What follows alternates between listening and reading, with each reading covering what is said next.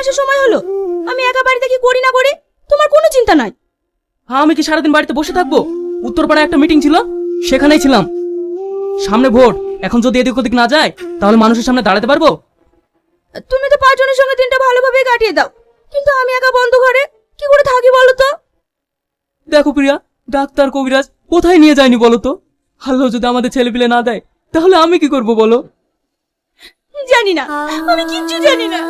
যেখান থেকে পারো যেভাবে পারো আমার একটা ছেলে এনে দাও, তা না হলে আমি থাকতে পারবো না। তুমি কেন বুঝতে পারছো না?